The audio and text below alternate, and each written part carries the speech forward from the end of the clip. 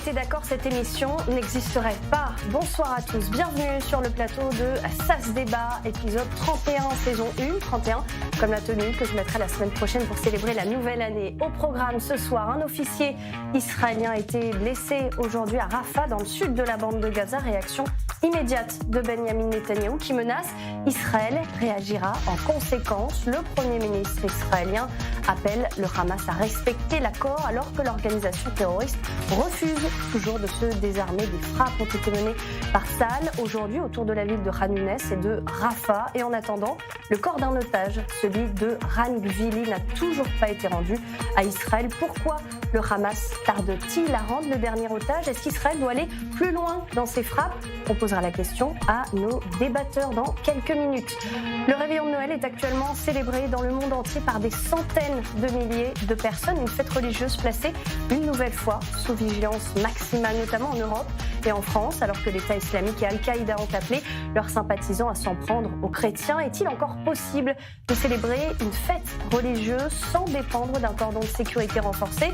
Nous poserons la question à Bruno Bartoselli, secrétaire national zone sud pour le syndicat Unité Police. Ce sera pour l'interview du tac au tac. Il y aura aussi 4 débatteurs, 4 informations. Ce sera pour le tour de l'info avec au programme le plan d'investissement pour renforcer l'indépendance militaire d'Israël, la décision surprenante d'un tribunal correctionnel, la commission d'enquête sur le 7 octobre et les sanctions pour la compagnie aérienne ELAL. Et puis le second débat sera consacré ce soir à Donald Trump qui exige qu'Israël s'engage à limiter ses échanges commerciaux avec certains pays, que ce soit les États-Unis mais aussi d'autres, notamment la Chine. Une réunion devra avoir lieu en janvier pour mettre en place justement un accord qui établirait une nouvelle règle commerciale pour Israël. Et pour Donald Trump, si des restrictions sont faites pour le commerce, notamment entre Pékin et Jérusalem, eh bien il pourrait y avoir selon lui des répercussions tant économiques que politiques pour Israël. Est-ce que c'est finalement pas Donald Trump qui dirige Israël? Est-ce que Israël peut agir sans les États-Unis? Ce sera le thème de notre deuxième face-à-face. Vous êtes bien installés? Allez, on y va.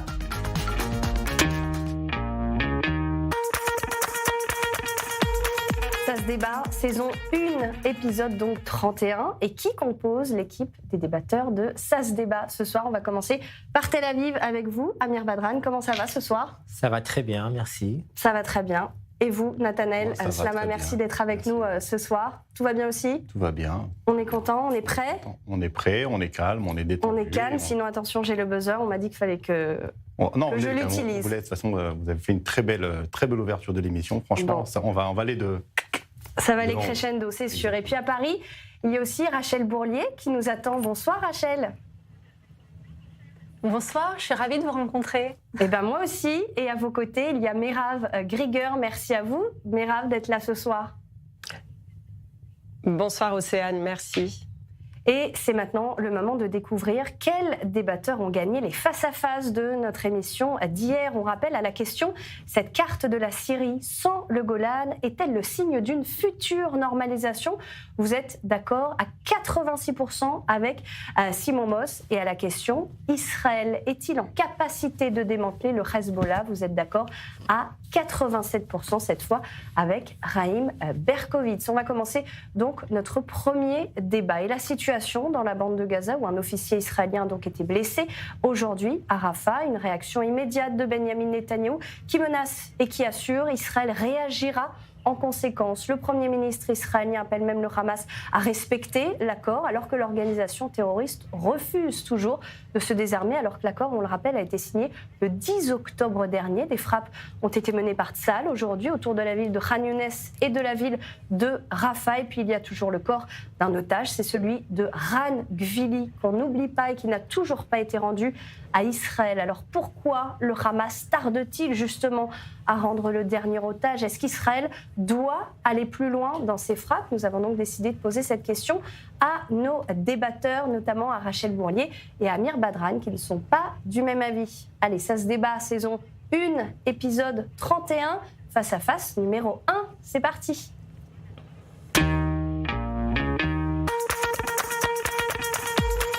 Alors Rachel, on va commencer avec vous. Je rappelle, vous avez 1 minute pour convaincre nos téléspectateurs. Amir Badran, vous enchaînerez juste après. Est-ce que tout le monde est prêt? On a bien compris les règles. On n'oublie pas, vous avez 1 minute, pas une de plus. pour convaincre les téléspectateurs. Et sinon, j'utiliserai mon buzzer. On va bientôt commencer. Vous êtes prêts, Amir ? Je suis prêt. Allez. Absolument. C'est avec Allez. elle qu'on commence. Rachel, c'est à vous. Le 15 décembre, le Hamas a déclaré refuser de se désarmer et comme vous venez de le préciser, ils détiennent toujours un otage. Et non seulement on demande à Israël de signer, d'accepter la paix. Mais la paix, ça ne se fait pas tout seul. Donc, en ce qui me concerne, bien évidemment, n'en déplaise à mon débatteur préféré, Amir Badran, eh bien, je suis pour une offensive plus musclée, absolument, dans la bande de Gaza contre le Hamas. Elle est non seulement nécessaire, mais utile et légitime. Alors, le 29 décembre, eh bien, Benjamin Netanyahou va rencontrer Donald Trump. Il va le rencontrer et c'est pas en tant que ministre, mais en tant que chef de guerre. La mission qu'il va devoir accomplir, eh bien, elle est nécessaire et il va le voir, il va lui dire ensemble, je fais une mission difficile, mais nous allons sécuriser la paix. Et ce qui s'est passé à Rafah le démontre. L'officier qui a été blessé prouve que le Hamas ne veut pas la paix. Amir, c'est à vous. Alors voilà, Israël ne frappe pas à Gaza pour rendre le corps du dernier otage. Depuis octobre dernier, dans son propre intérêt, le Hamas a tout fait pour rendre les otages en Israël. Parce qu'il veut le retrait total de l'armée israélienne de la bande de Gaza et il veut aboutir à un cessez-le-feu. Cependant, le satellite Planet Lab nous a fourni des images de cette semaine qui prouvent qu'Israël a changé sa politique de destruction dans la bande de Gaza. Les destructions n'est plus causées par des bombardements massifs et des opérations militaires sur Gaza. Israël paye aujourd'hui des compagnies privées, des entrepreneurs pour continuer cette politique massive de destruction massive avec de détruire toute possibilité de vie à Gaza. Et c'est comme ça qu'elle a détruit toutes les infrastructures, 80% des infrastructures et des routes à Gaza. Nathanaël, on va commencer avec vous. Ils Je font suis très sûr que bien vous de êtes le faire. d'accord avec Amir. Évidemment, je suis très d'accord, je suis d'accord avec le fait qu'Israël fasse payer un prix cher au Hamas, à la population de Gaza. À la population civile de Gaza. Oui, à 2,2 millions. C'est une punition collective. C'est interdit par le droit international. Et aujourd'hui, vous savez ce que vous dites là ? Historiquement, n'a plus le droit d'exister dans la bande de Gaza. Qui c'est qui n'a plus le droit de... La population arabe dans la ville de Gaza n'a plus le droit d'exister historiquement. Historiquement, ils vivent maintenant. C'est-à-dire... Ils vivent maintenant là-bas, il y a 2,2 millions. Je vous parle, je vous explique. Si vous vous levez un matin, vous décidez d'aller tuer des gens dans leur sommeil, d'aller égorger, d'aller faire un massacre, historiquement, vous n'avez plus le droit de revenir là où vous êtes. Aujourd'hui, Israël d'une manière est en train... On est en train de parler d'un peuple de 2,2 millions de personnes. Il n'y a pas 2,2 millions de personnes qui ont attaqué le 7 octobre. En tout cas, il y a eu zéro personne qui ont empêché le Hamas d'attaquer. Par contre, et c'est une raison de les tuer ou de les transférer ? De les transférer, évidemment. Vous croyez ? Israël, aujourd'hui, est en train de faire... Le droit international ne vous permet ça pas, ça. Aujourd'hui, Israël est en train de faire une nouvelle carte politique dans la bande de Gaza, en expliquant que vous avez attaqué les Juifs le 7 octobre, maintenant vous n'avez plus le droit d'exister. Le seul choix que vous avez maintenant, c'est soit de rendre les armes... Mais non, vous dites des choses qui ne sont pas vraies.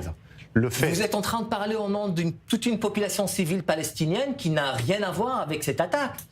Si vous avez des choses à reprocher, c'est bien évidemment en face du Hamas, mais ce n'est pas en face d'une population civile qui compte 2,2 millions de personnes, des enfants, des femmes, des vieux, des gens qui n'ont rien à voir avec des parties belligérantes. Vous ne pouvez pas les affamer, vous ne pouvez pas les bombarder, vous ne pouvez pas les transférer. Mais ce que fait en ce moment Israël, c'est derrière la ligne jaune, on empêche de faire un retour à la vie pour les Palestiniens. Non, ce qui fait Israël, c'est dans tout Gaza, c'est dans tout Gaza. Pour l'instant, on est dans la ligne jaune.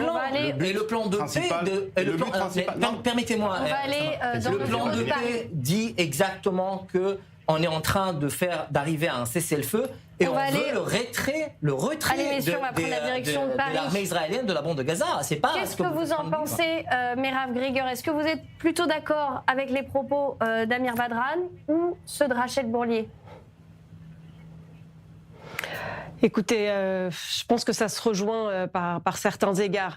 Et même si je suis absolument pas d'accord avec plusieurs choses que je viens d'entendre de part et d'autre et qui m'ont particulièrement gênée, en toute hypothèse, il reste un otage à Gaza que le Hamas s'est engagé à libérer et à rendre, à remettre entre les mains de sa famille. Et on est encore face à des manipulations et un chantage sadique et qu'Israël doit apporter des réponses à ce non-respect des règles qui ont été fixées. Le Hamas ne s'est pas désarmé comme c'était prévu, ne s'est pas déradicalisé, n'a respecté aucune règle du cessez-le-feu. Donc oui, Israël se doit de prendre une mesure, une réponse pour atteindre cet objectif, puisqu'il n'est pas passé par un accord de paix sur ce plan-là. Quelle serait la mesure la plus adéquate ? J'imagine que si les pressions autres ne fonctionnent pas, à un moment donné, une attaque ciblée doit intervenir et c'est n'importe quoi, là, toute cette histoire d'attaque massive répétée. On refait un match qui a été fait précédemment et c'était pas la question. Rachel, vous voulez réagir? Comment passer à la phase 2 si les infrastructures sont toujours présentes, si les missiles, si les tunnels sont tout le temps là? Un 7 octobre peut à nouveau se renouveler. On ne peut pas demander à Israël, qui est un pays souverain, de prendre le risque d'avoir à nouveau un 7 octobre. Il doit assurer la sécurité de ses citoyens. Ça, c'est le premier point. Et surtout, il y a un accord moral qui a toujours été fait. Chaque civil, chaque corps, vivant ou mort, doit être ramené. Il y avait un accord qui a été fait. On voit Vous aussi devez rendre des otages. Il en reste toujours un. Donc, Israël doit récupérer cet otage. Donc, ce chantage que fait le Hamas, pour quelle raison? Je vais vous dire pour quelle raison. Je vais vous expliquer. Donc, tant que ce corps ne sera pas rendu... Le Hamas aujourd'hui, il gagne du temps, il est content. Oui. Il y a l'aide humanitaire qui rentre, il y a entre 600 et 700 camions qui rentrent par jour. On a des photos qui vont faire la propagande du Hamas, on va voir les pauvres Gazaouis sous la pluie. Et pendant ce temps-là, le Hamas fait rentrer des armes, fait rentrer des munitions, se prépare au prochain tour. Et on est dans ce loop éternel de conflits. On va encore parler de population civile, le truc. Pour moi, quand je viens et je dis ça, j'ai commencé à 200 à l'heure l'émission pour vous expliquer. La seule solution, c'est de prendre cette population-là et de leur dire, les enfants, vous êtes bien gentils, vous n'avez plus votre place ici. Vous avez attaqué Israël, vous n'avez plus le droit maintenant d'exister à côté de nous. C'est des propos racistes. C'est pas des propos racistes. C'est des propos racistes, c'est des propos contenus les nazis envers les juifs. Les nazis, c'est sur une base raciale. Mais c'est des propos racistes. C'est pas des propos racistes. Soyez prudents avec ce que vous dites. C'est des propos nationalistes. Vous devez mettre le point à des arguments pareils. Une population qui nous met en danger. Votre chaîne, là, si elle vous permet de continuer à dire des choses pareilles, à ne pas vous arrêter, vous allez être pris en justice. Parce qu'on est en train de parler d'une population civile. Ce n'est pas raciste. Vous n'êtes pas en train de parler d'une famille ou de deux familles. Vous n'êtes pas en train de parler Ce n'est pas raciste. Vous êtes en train de parler d'un peuple palestinien. Non, je dis d'une population. Comment est-ce que vous pouvez dire ça ? D'une population qui a été un danger pendant des années. Mais c'est fondé sur quoi ce que vous dites là ? Sur les résultats des accords d'Oslo, sur les milliers de morts que le Hamas a fait pendant des dizaines d'années face aux Israéliens. Avec le 7 octobre. De quoi vous parlez? Ça a commencé comme ça. Si le Hamas aujourd'hui, la seule solution, ce que vous êtes en train de dire. Non, mais là, on parle de l'organisation terroriste, on ne parle pas des civils. Si ça a été fondé, j'aimerais bien savoir sur quoi vous vous fondez. Parce que quand vous dites que c'est toute une population gazaouie de 2,2 millions de Gazaouis qui doit être transférée parce qu'eux, ils ont égorgé les transférés. Je ne sais pas sur quoi vous vous basez. Monsieur Amir Netanel, je vais juste finir. La justice historique, c'est justement, c'est de dire à ces gens-là. 2 millions en Pardon, mais là, en fait, c'est ça votre réponse. Là, on parlait de l'organisation terroriste du Hamas et non pas des civils. Et là, oui, non, mais Amir, je te rejoins. Là, on ne parlait pas des civils, on parle du Hamas. Non. Slama est en train de parler des civils. Il parlait tout exactement des 2,2 millions de Gazaouis qui n'ont pas le droit de vivre à Gaza. Voilà. C'est ce qu'il disait et c'est ce qu'il répète. Non, mais et c'est ce qu'il répète en plus. Océane, est-ce que je peux me permettre, Océane ? Allez-y, Mera. Oui. Et là, je peux ajouter quelque chose. Merci Allez-y. beaucoup.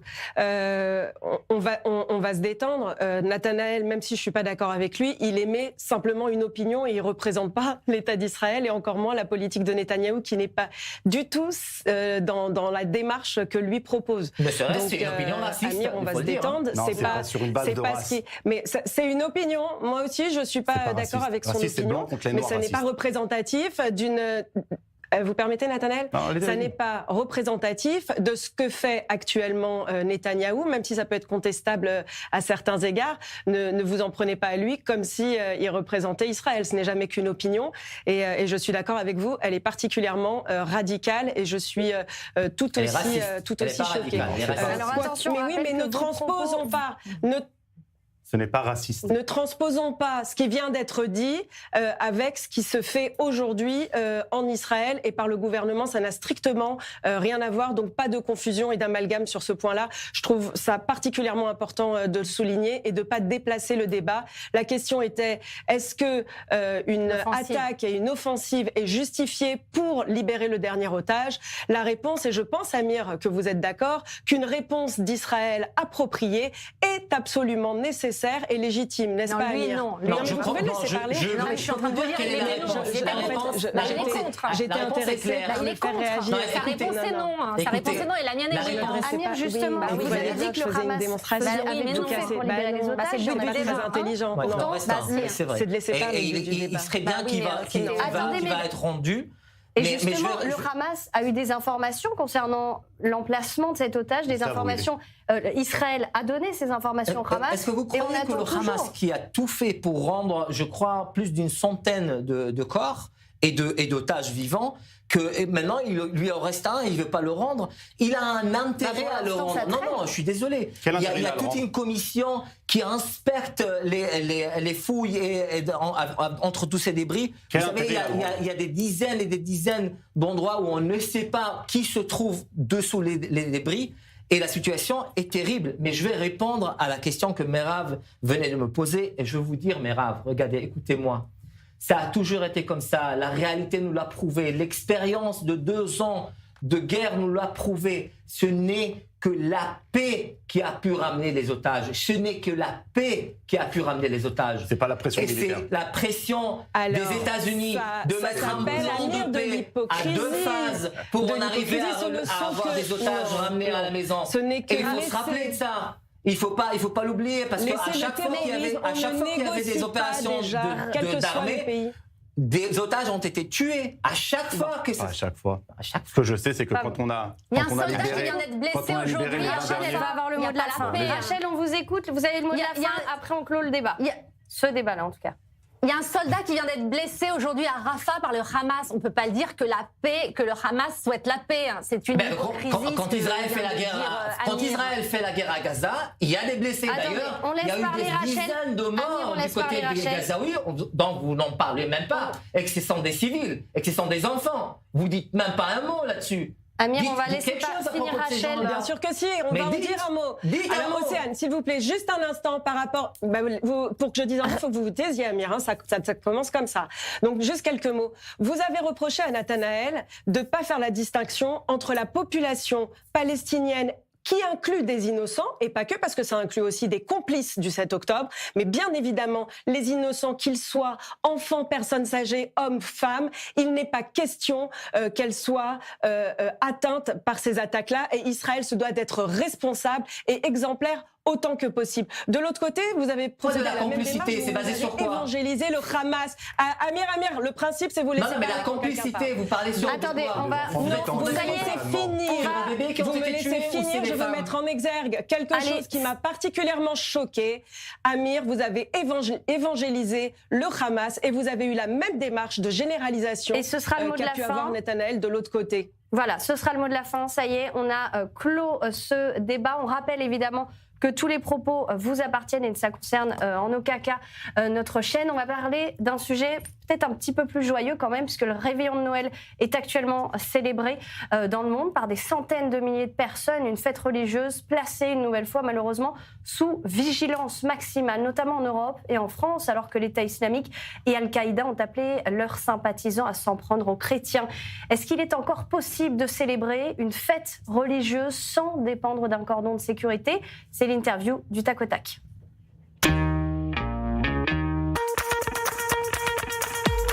Bonsoir Bruno Cartoselli, merci d'être avec nous. Vous êtes secrétaire national Zone Sud pour le syndicat Unité de Police. Merci d'être avec nous ce soir en ce réveillon. Est-ce que vous conseillez d'ailleurs aux chrétiens de se rendre à la messe de Noël en ce moment, ou c'est plutôt préférable de rester en sécurité chez eux? Alors, j'ai envie de dire qu'à partir du moment où le risque zéro n'existe pas, ce n'est pas prendre un risque finalement de se rendre ce soir dans une église pour célébrer Noël. Pourquoi? Parce qu'aujourd'hui en France, la plus grande partie des églises sont maintenant sous surveillance, sont protégées. J'insiste bien, tout peut arriver, bien évidemment, mais on sécurise au maximum tous les lieux de culte qu'on peut sécuriser, notamment dans cette période de Noël, que ce soit nos gendarmes, les policiers nationaux, les policiers municipaux sont également très mobilisés pour pouvoir sécuriser cette population. Alors, au premier semestre, il y a eu une augmentation de 13% des actes anti-chrétiens par rapport à l'année dernière, à la même période. Est-ce que c'est pris assez sérieusement par les autorités ou finalement ça passe au second plan et il y a des choses plus importantes à traiter? Vous savez, en France, tout est très très important, tout est prioritaire dans notre travail pour les policiers. Nous avons aussi des actes antisémites qui ont été disciplinés par 2 ou 3, des actes anti-chrétiens, et c'est très très compliqué. Vous savez, il y a aussi un travail qui est fait, et très très très important en amont, c'est le travail de la DGSI ou des renseignements territoriaux qui peuvent justement anticiper parfois certaines attaques. La grande difficulté, c'est lorsqu'on a des cas isolés. Alors bien souvent, on considère qu'ils sont détraqués, que ça va pas très très bien, mais ces actes isolés, on peut difficilement bien sûr les contrôler, les anticiper, et tout peut arriver. Alors c'est vrai que voilà, on est équipé aujourd'hui en France pour contrôler finalement les réseaux qui se mettraient en place au nom d'Al-Qaïda pour toucher bien sûr la population française. Sur les actes isolés, c'est un petit peu plus compliqué, mais il est clair que régulièrement, malheureusement, nous avons des actes aujourd'hui qui nous font penser qu'on est sur un acte idéologique, en tout cas au nom d'une idée très religieuse. Et c'est vrai que c'est un sujet important aujourd'hui sur notre territoire national. Est-ce que vous pensez, Bruno, que c'est possible de célébrer une fête religieuse, que ce soit une fête chrétienne en ce moment à laquelle on parle Noël, ou encore juive? Est-ce que c'est possible de célébrer sans dépendre d'un cordon de sécurité renforcé? Non, aujourd'hui, je crois que, très sincèrement, laisser les cultes comme sans protection, ce serait prendre des risques. On doit protéger toute cette population française qui a envie de se recueillir. En cette période de l'année, bien évidemment, on va se rapprocher des églises. Mais tout au long de l'année, on essaie de protéger. On a des prêtres qui ont perdu la vie, comme vous le savez, sur notre territoire national. Donc, c'est important de les protéger. La grande difficulté que nous avons, c'est que nous n'avons pas toujours les effectifs suffisants pour être partout. Maintenant, les endroits où on ne peut pas être en statique devant chaque église, bien sachez qu'on tourne beaucoup justement pour pouvoir être au bon endroit, au bon moment, pour essayer de repérer. Et puis, il est important aussi de finalement de responsabiliser. Alors, c'est difficile de se recueillir, bien sûr, de méditer, de se concentrer et puis aussi de tomber vigilant. Mais il est important à la population de nous appeler, d'agir très vite lorsqu'on repère une personne suspecte et qui pourrait passer à l'acte. Alors, résultat, maintenant, il y a des patrouilles, des points de passage, des barrages en béton, des détections d'armes, des fouilles, des périmètres fermés. Il y a aussi cette présence policière renforcée que l'on voit. Face à cette menace, l'Europe adopte finalement des outils de sécurité qui étaient longtemps propres à Israël. Est-ce que c'est quelque chose qui est assumé justement dans les rangs de la police, de prendre un petit peu l'exemple sur Israël? Oui, vous savez... La communauté juive est très très présente dans notre pays. On doit la protéger, elle est très menacée et on doit bien sûr appliquer cette sécurité à l'endroit de la communauté juive et on doit s'inspirer de ce qui se passe en Israël. On regrette bien évidemment qu'on ait une telle situation sur notre territoire et bien sûr, on protège aussi les chrétiens qui se trouvent aujourd'hui en danger, comme vous venez de le souligner très justement, au-delà de la présence physique et policière, on a aussi tout ce qui peut nous permettre de filtrer, de détecter avec certains moyens matériaux. Mais c'est très très important aujourd'hui, on se montre très très vigilant à l'endroit justement des religieux et puis des pratiquants dans notre territoire, sur notre territoire, pardon. Et c'est vrai qu'on vit avec policiers, gendarmes, nous sommes très concentrés, nous sommes très responsabilisés sur cette situation, nous en sommes conscients et nous montrons vraiment très très vigilants pour protéger tous les pratiquants que nous avons sur notre territoire national. Eh bien, merci beaucoup Bruno Bartosetti d'avoir été avec nous, secrétaire national, je rappelle, zone sud pour le syndicat Unité de la police. Merci d'avoir été avec nous. Joyeux Noël, ça y est, vous allez pouvoir réveillonner et à bientôt. Merci beaucoup. À bientôt, merci de m'avoir invité. Merci beaucoup, joyeux Noël. On marque une courte page de pub et on se retrouve tout de suite sur i24 News.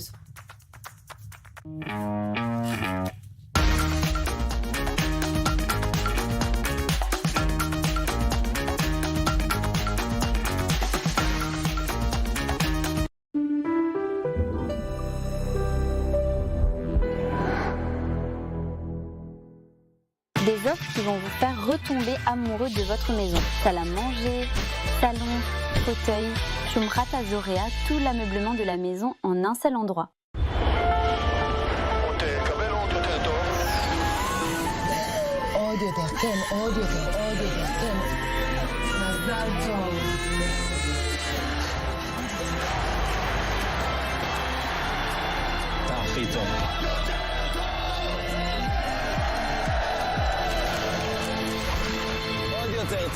אלבר, רק את הטוב!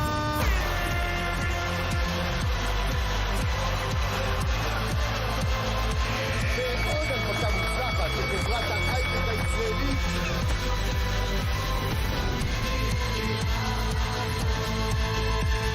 אולי יצאו יותר טוב משם. גבירותיי ורבותיי, נחתנו זה עכשיו בנמל התעופה בן גוריון. ברוכים הבאים לישראל.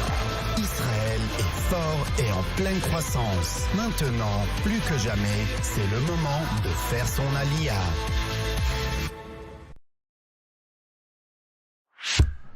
Vous vivez en Israël ou préparez votre alia? Félicitations. Vous avez un téléphone? Parfait. Téléchargez gratuitement l'appli Olim et découvrez tout ce que nous avons à vous offrir. Prise de rendez-vous médicaux et administratifs, paiement de vos factures, vérification de dettes, traduction instantanée, recommandations de professionnels, suivi de demandes et bien d'autres choses encore. Et si vous n'y arrivez pas tout seul, notre équipe parle votre langue et vous aide dans toutes vos démarches en Israël, à partir de 99 shekels par mois en illimité et pour toute la famille. Alors n'hésitez plus. Téléchargez l'appli ou contactez-nous. Certains achètent un bien, nous détectons les opportunités. David Jamie Group, l'expérience au service de ceux qui veulent investir autrement. Aujourd'hui, Dubaï explose. Croissance exceptionnelle, fiscalité avantageuse, sécurité incomparable et une rentabilité unique au monde. Entourés des meilleurs experts, nous chassons sur place et à vos côtés les opportunités les plus prometteuses. À Dubaï, mais aussi à Miami, Tel Aviv et Paris. Vous voulez investir intelligemment? Sécuriser votre avenir dans les plus belles villes du monde? David Jamie Group, Real Estate Opportunities. Les équipes du Magen David Adom sauvent des vies. Ambulance, unité mobile, dons du sang, secouristes. Ils sont sur tous les fronts, pour tous, sans distinction. En cette fin d'année, votre don peut tout changer. En France, chaque euro compte et chaque don renforce la capacité du MDA à intervenir plus vite, plus loin, plus fort. Cette année, faites un geste qui sauve. Soutenez le Magen David Adom. Parce que sauver une vie, c'est sauver un monde entier.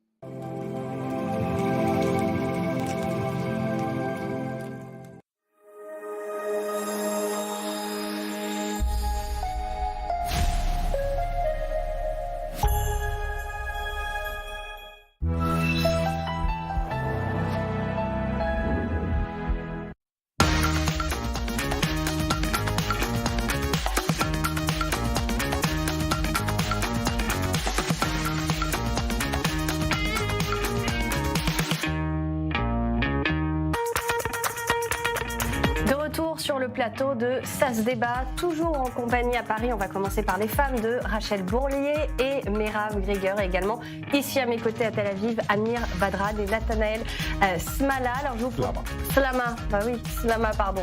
Je vous propose maintenant de faire un tour du reste de l'info.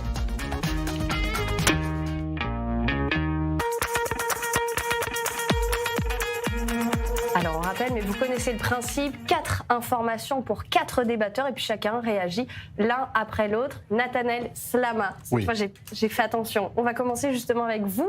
Votre info, c'est celle-ci, 350 milliards de shekels, c'est le montant qu'Israël devrait investir dans la production d'armes afin de renforcer son autonomie stratégique. Ce plan d'investissement sans précédent a été annoncé aujourd'hui par Benjamin Netanyahou, approuvé avant par les ministres de la Défense et des Finances. L'objectif, renforcer l'indépendance militaire d'Israël. C'est plus de 100 milliards de dollars au total vont être utilisés sur une période de 10 ans pour bâtir une industrie nationale de munitions indépendantes. Une réaction, ça vous fait... En fait, c'est une des choses qu'on a appris pendant cette guerre. On s'est retrouvés en décembre 2023. Moi, j'ai combattu avec des tanks où ils avaient presque plus de pagazines de missiles envoyés. Ils étaient seulement avec des armes automatiques.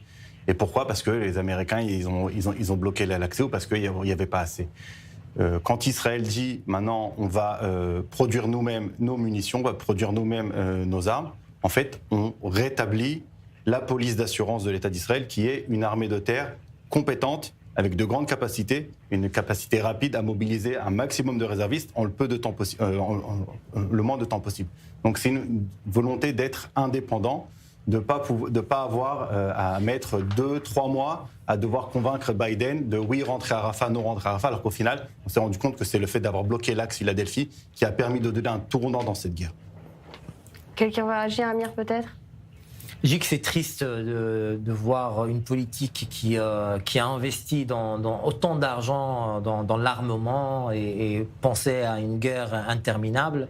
Avec tout cet argent-là, le peuple, les citoyens d'Israël pourront faire beaucoup de choses avec tout ça. Vu la situation dans laquelle se trouve la société israélienne, c'est triste, c'est grave. Mais c'est la situation géographique qui fait aussi que Israël n'a pas trop le choix. La situation nous demande de réfléchir, d'être pragmatique, d'être logique, de vouloir voir l'autre, de comprendre l'autre et essayer de faire une paix avec nos voisins. C'est ça ce qui est important. Et faire la paix avec les voisins, oui, ça coûte cher. C'est pas que de l'argent, c'est des concessions, c'est de savoir comment vivre ensemble. Monsieur Badran, savoir comment 20 ans apprendre avec le Hezbollah qui avait des centaines de milliers de missiles sur nous. Soit ses pertes. Et c'est ça ce qui est important, c'est de savoir. Vous dites pragmatique. Vous faites quoi ? Vous êtes un pays.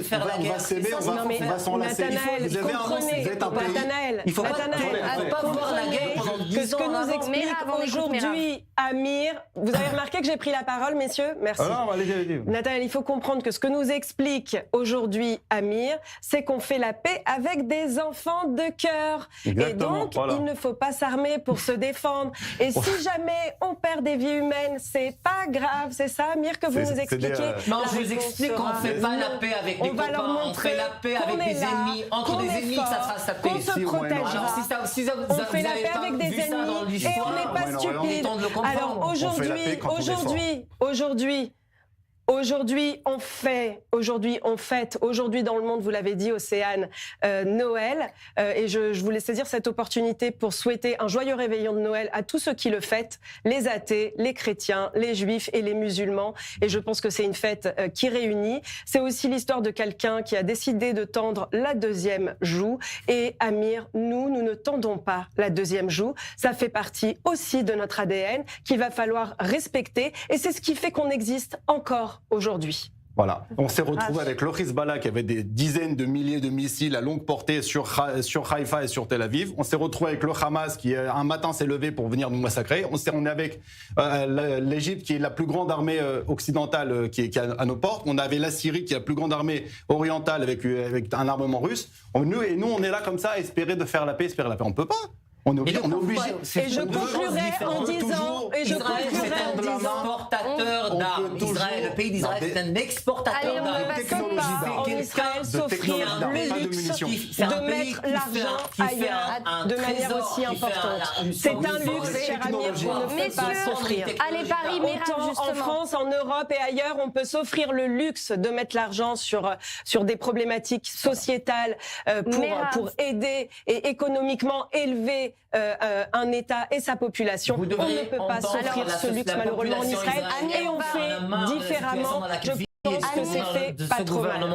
Amir, alors Mirav, justement, on va parler de votre info, la deuxième, puisque en France, pas de reconnaissance de caractère antisémite pour la nourrice qui avait empoisonné une famille juive. Décision prise par le tribunal qui n'a donc pas retenu la circonstance aggravante d'antisémitisme, pourtant requise par le parquet. Pour les avocats de cette famille, cette décision de première instance doit être corrigée en appel afin de nommer clairement ce qui s'est passé. On rappelle que la nourrice a été condamnée à 3 ans de prison, dont 2 et demi ferme, pour avoir donc intoxiqué la famille juive pour laquelle elle travaillait. Mirav, une réaction ? Oui, c'est bien pour ça que nos institutions, et tout particulièrement françaises, prévoient des procédures d'appel. Les juges de première instance sont souverains dans l'appréciation du caractère antisémite. Ils le font au regard des éléments de preuve qui leur ont été communiqués. Visiblement, c'était pas suffisant. Visiblement, les motivations de cette première décision au fond méritent un appel qui est interjeté. Et je ne doute pas que devant la cour d'appel, ce caractère antisémite sera démontré. Bien souvent, on a tort de penser que ce qui est évident le sera aussi pour les juges. C'est une évidence qu'il faudra aussi prouver, établir de manière plus tangible, certainement. Et je n'ai aucun doute sur la capacité des avocats qui sont saisis de cette affaire, qui sont particulièrement brillants. Et je salue tout particulièrement mon confrère, Monsieur Gozlan, Maître Gozlan, qui, à mon avis, saura faire parfaitement la démonstration en appel et on aura affaire à des juges beaucoup plus rigoureux sur ce point-là.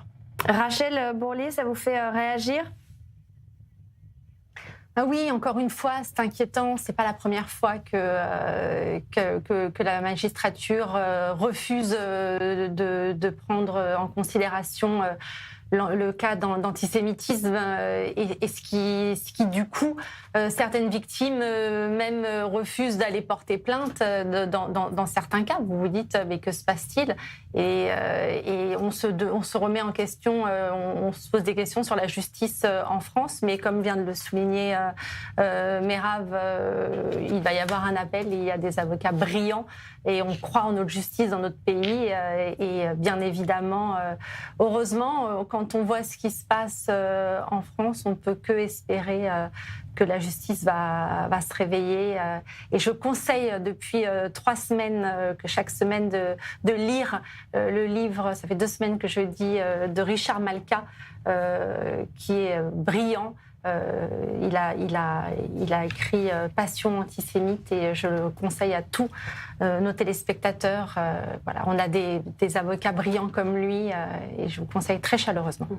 Votre info, Votre info, Amir Badran, c'est celle-là. C'est la Knesset qui a approuvé aujourd'hui en première lecture un projet de loi visant à créer une commission chargée d'enquêter sur les failles qui ont conduit au massacre du 7 octobre, une initiative dite nationale, étatique, portée par la coalition, mais vivement contestée par l'opposition qui dénonce, elle, une tentative de contrôle politique de la recherche des responsabilités. Le texte qui a été approuvé par 53 voix contre 48 doit maintenant être examiné en commission. Amir ? En fait, le gouvernement essaye de tout faire pour ne pas être dans une commission d'enquête nationale comme il devait l'être. On essaie Benjamin Netanyahu lui-même et son gouvernement essayent de tout faire pour aller dans une situation dans laquelle ça les arrange. C'est une commission politique. Ils ne veulent pas appliquer la loi. La loi dit en ce moment que c'est au premier magistrat de la Cour suprême de nommer les gens qui vont former cette enquête. Ils refusent de reconnaître sa souveraineté, ils refusent de le laisser faire, et ils essayent, à travers le contrôle des gens qui vont être nommés dans cette commission d'enquête politique de contrôler le résultat à la fin. Et ça, c'est quelque chose de très très grave dans la politique israélienne. Le peuple israélien est en grande majorité contre ça. Et en même temps, Benjamin Netanyahou ne veut pas rendre les comptes sur sa responsabilité du 7 octobre, qui est la plus grande responsabilité qu'on a jamais eue depuis la création de l'État d'Israël. Vous voulez pas réagir, Nathanaël? Rapidement. En fait, il y a beaucoup de phrases qui ne sont pas vraies. En fait, la commission qui propose, c'est de faire une commission paritaire avec la moitié opposition, la moitié de la coalition, déjà premièrement. Mais en fait, la vraie question que je me pose, c'est après la guerre de 2006, il y a eu la commission de Vinograd, justement par un magistrat. C'est quelle a été la conclusion de cette enquête? C'était de dire qu'on ne peut plus vivre avec des armées ou des micro-armées à nos frontières. Qu'est-ce qui a été fait entre 2006 jusqu'en 2023 pour éradiquer le Hamas, le Hezbollah et la Syrie et toutes les menaces militaires autour de nous? Zéro. Les conclusions de cette enquête a apporté à ce que l'armée se rapetisse et fermer des divisions de blindés et d'infanterie. Donc, c'est la faute à qui? C'est la faute à Benjamin Netanyahou qui était pendant plus de 12 ans Premier ministre dans les années dont vous on va pas refaire le monde, C'est lui qui était... On va passer à l'information de Rachel Bourlier qui nous attend à Paris. Rachel, votre info, c'est celle-ci. Les dirigeants de la compagnie aérienne El Al qui risquent de lourdes amendes. La raison, les prix excessifs qu'ils ont pratiqués pendant la guerre, alors qu'El Al disposait d'un monopole en raison du retrait de la plupart des compagnies aériennes étrangères du sol israélien. Des amendes de plusieurs dizaines de millions de shekels qui pourraient être également imposées à la compagnie aérienne israélienne elle-même. Des données révèlent qu'en 2024, El Al a enregistré un bénéfice net d'environ 554 milliards de dollars, un bond sans précédent par rapport à l'année 2023 où les bénéfices étaient de 113 millions de dollars. Rachel, vous réagissez ? Des chiffres étourdissants, c'est quand même une honte. Ils ont abusé de ce monopole dans des circonstances que l'on connaît. Donc, quand on connaît que cette compagnie qui avait l'exclusivité pour des voyages, il avait zéro concurrence. Je trouve que c'est indécent. Ils auraient pu faire des efforts. Il n'y avait qu'eux qui pouvaient assurer la liaison. Donc voilà, c'est scandaleux. Il n'y avait aucune possibilité d'assurer les liaisons pour des familles qui avaient besoin de venir. Et donc voilà, il n'y avait aucune régulation. Donc c'est normal aujourd'hui qu'ils payent des indemnités. Ils n'ont vraiment fait aucune preuve de complaisance. Moi, je sais qu'il y avait des personnes qui me contactaient pour me demander même si je connaissais des gens, tout ça. Donc, voilà, là, pour ce coup, je pense que c'est normal qu'ils payent, je ne sais pas quel est le montant que vous venez de dire, mais j'ai on ne sait pas encore, mais en tout cas, ils auront des amendes. Oui, je m'inquiète pas pour eux, je voulais juste rajouter un point là-dessus et se rappeler qu'il y a peu d'années, elle était dans des conditions financières très très mauvaises et elle a pris des fonds de l'État d'Israël qu'elle n'a pas encore rendus. C'est-à-dire que d'un côté, elle prend des fonds de l'État et de l'autre côté, elle exploite les gens en leur demandant des prix fous alors qu'il n'y a aucune concurrence. Et maintenant, je ne suis même pas sûr s'ils vont payer les amendes. Donc, ils peuvent en tout cas payer, puisqu'on rappelle le bénéfice net qu'ils ont fait, 555 millions. J'ai dit milliards, c'est mais millions. C'est quand même beaucoup. Hein. En tout cas, il faut la prochaine fois. On a l'impression que c'est des milliards, mais c'est millions. Si de malheur, il y aura une guerre la prochaine fois, il faudra acheter des actions El Al. En tout cas, c'est ça va être la prochaine étape. C'est triste. Allez, ce qu'ils font. On va passer maintenant à cette exigence qui a été faite par Donald Trump qui demande à Israël de s'engager à limiter ses échanges commerciaux avec certains pays, que ce soit les États-Unis, mais aussi avec d'autres, notamment la Chine. Une réunion devra avoir lieu en janvier justement pour mettre en place un accord qui établirait de nouvelles règles commerciales pour Israël et pour Donald Trump si des restrictions sont faites, notamment sur le commerce entre Pékin et Jérusalem, eh bien il pourrait y avoir des répercussions tant économiques que politiques pour Israël. Finalement, est-ce que c'est pas Donald Trump qui dirige Israël ? Est-ce qu'Israël peut agir sans les États-Unis? C'est la question que l'on va poser à Merav Grieger et à Nathanaël Slama, qui ne sont pas du même avis. Ça se débat, saison 1, épisode 31, face à face numéro 2. Allez, c'est parti.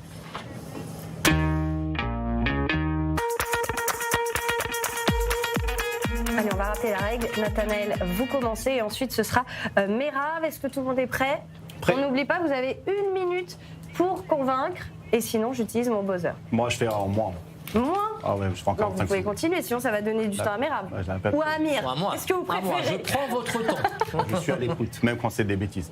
Allez, est-ce qu'on est prêt? Oui. Allez, Nathanaël, c'est à vous. Alors la question, elle est légitime. On peut demander à Moshe Feiglin qu'est-ce qu'il en pense. Il va vous dire le souverain, c'est celui qui a le droit d'opérer sur la force. Quand on voit des situations opérationnelles dans la bande de Gaza, où on voit que des fois des soldats israéliens voulaient agir et finalement ils n'avaient pas trop l'autorisation, on peut se poser la question. Mais au final, ce qu'on voit, c'est que dans le contexte international israélien, la semaine dernière, c'est le représentant du chef de parlement du Paraguay qui est venu voir Israël. Il y a des axes qui se font avec l'Amérique du Sud, justement entre ces blocs pro-communistes ou pro-capitalistes, qui ont des répercussions qui vont sur Israël. Et c'est Israël, au final, qui a amené Trump à venir attaquer l'Iran. Quelque chose qui a mis fin à des négociations qui ont duré des décennies et des années. Si aujourd'hui, Israël combat le mal, combat l'islamisme radical, combat tout ce qui peut apporter de la barbarie sauvage et aveugle, c'est les États-Unis qui suivent. Donc évidemment qu'il y a une coordination. On n'a pas vu un Premier ministre israélien arriver autant de fois à Washington, et on voit qu'il y a une coordination, et c'est finalement l'un qui amène l'autre. Merav.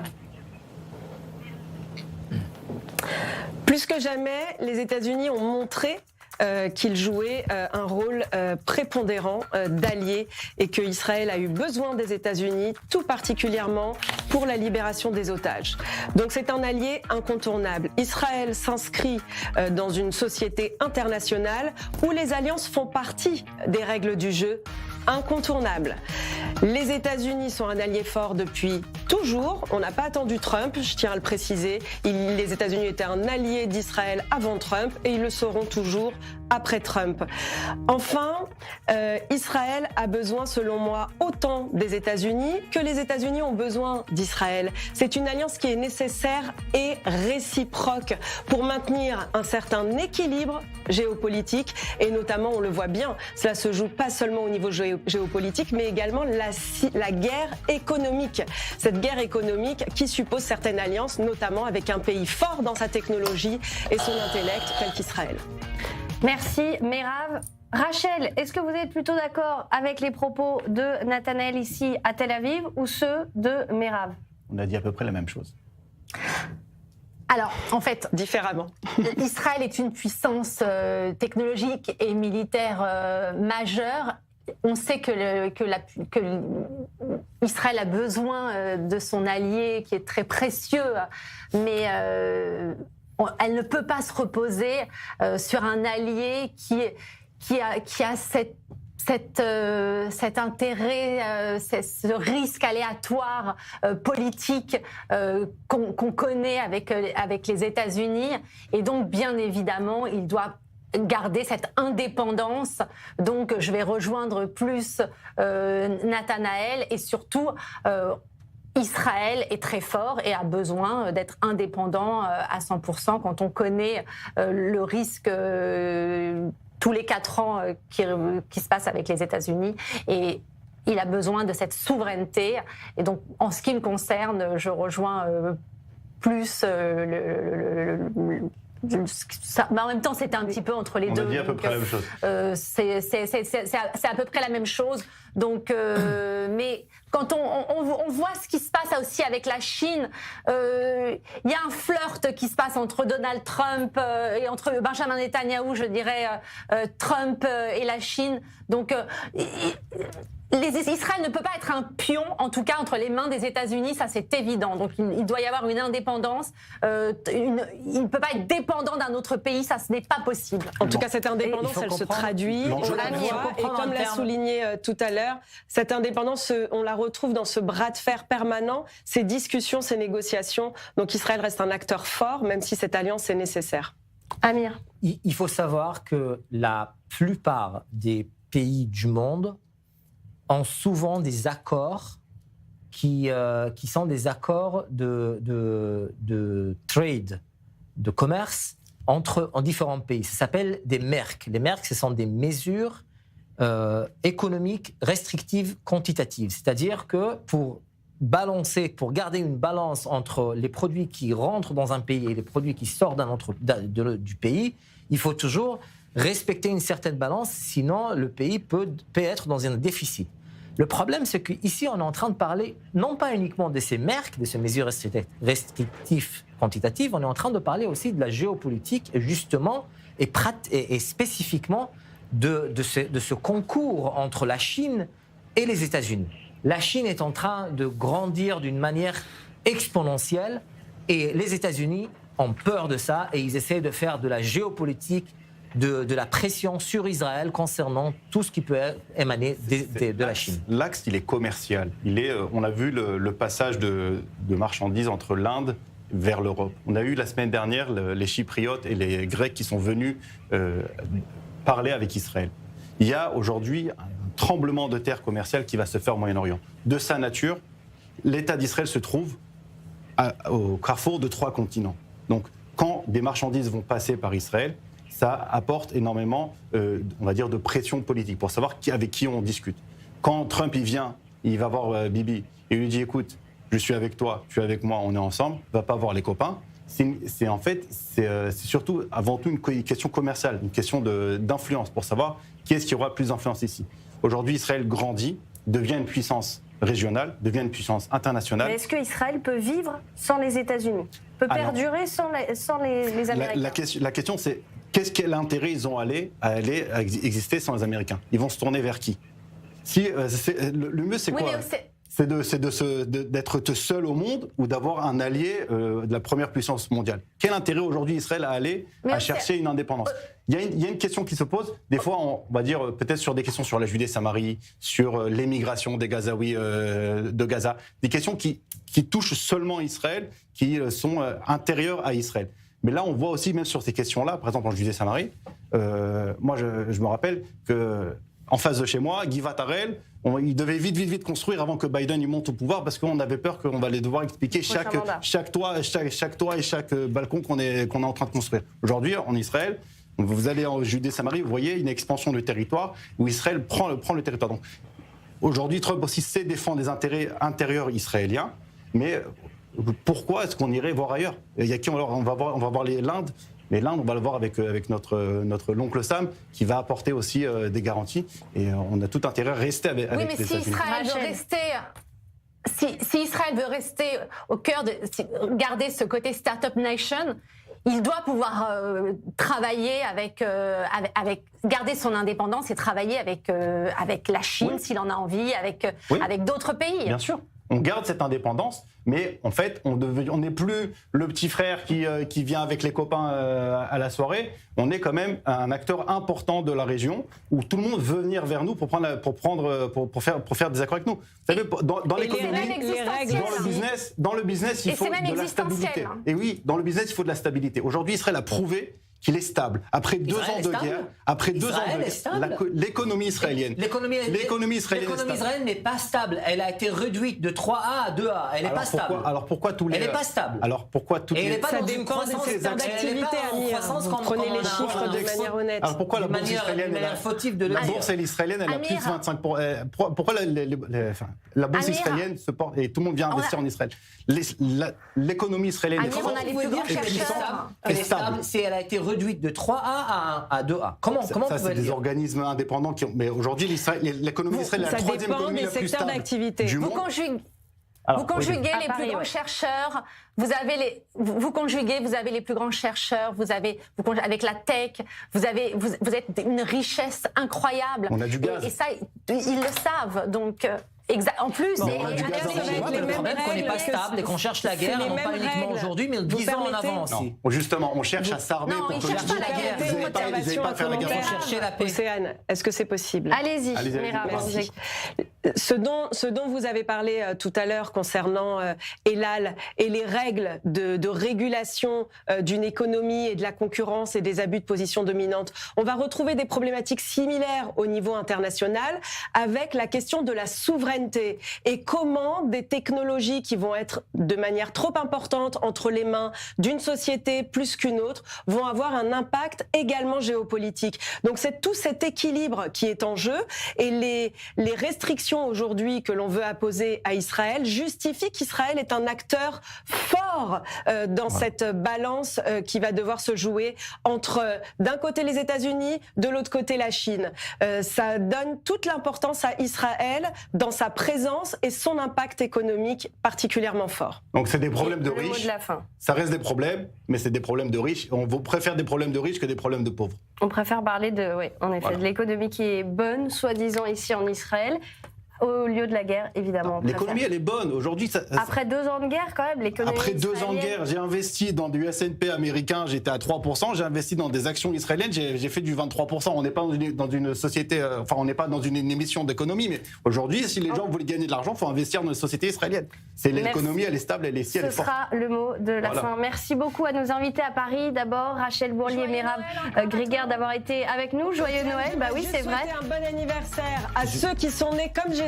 Voilà. Et voilà, et bon anniversaire. Merci Amir, merci Nathanaël. C'est la fin de Ça se débat. À demain. Bonne soirée.